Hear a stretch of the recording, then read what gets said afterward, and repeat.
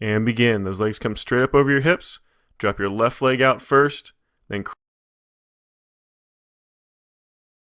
2 more.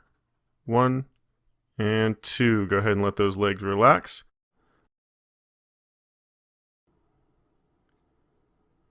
And begin.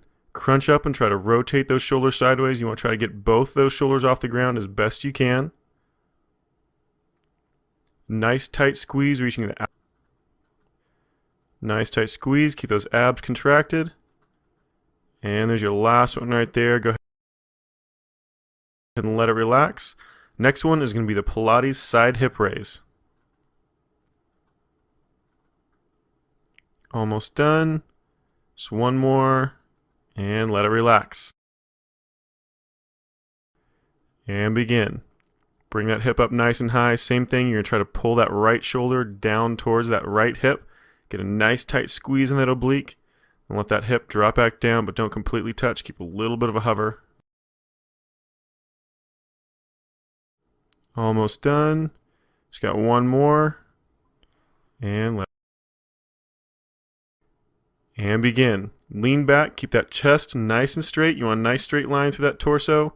Rotating left to right as far as you can. It's more about range of motion than it is about how fast you can do it. Now for the easier version, you can keep your feet on the ground just like we're doing here.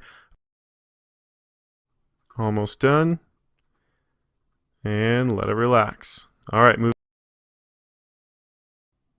And begin. Get those legs up there nice and high. Straight up. Don't let them come over top of your stomach. You want them right on top of those hips. Crunch up like you would with a regular crunch, but instead of forward, you want to go straight up like you're trying to touch those toes. The higher you get up towards those toes, the more those abs are going to have to work. Almost done. Just one more. And let it relax. And begin. Go ahead and get up in that push-up position. Nice straight line from your shoulder all the way down to your ankle. Alternating legs, lifting one then the other. Try to keep those hips as stationary as possible. Almost done. Just one more on each side.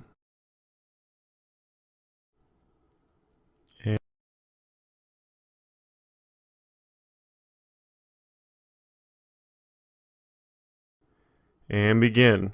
Bring those hips up nice and high off the ground. You want to try to keep a nice straight line from that shoulder all the way down to that ankle. Then alternate those legs, trying to keep those hips up nice and high. Trying to not to let them swing left to right as you switch those legs. One. And let those hips drop.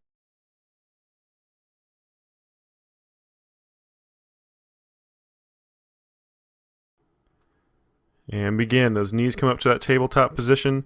90-degree on that knee, 90-degree on that hip. Make sure that knee is directly above that hip joint, doesn't come in any further over top of that stomach.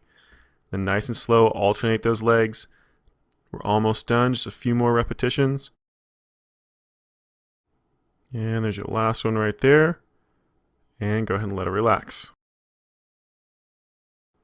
And begin. Come up onto that tailbone. Tuck those knees in nice and close to your chest as you crunch forward. And then lean back, nice straight back as you kick those legs out away from you. Those hands back behind you, there for a little bit of support. If you want to make this exercise more difficult, 2 left. And let it relax.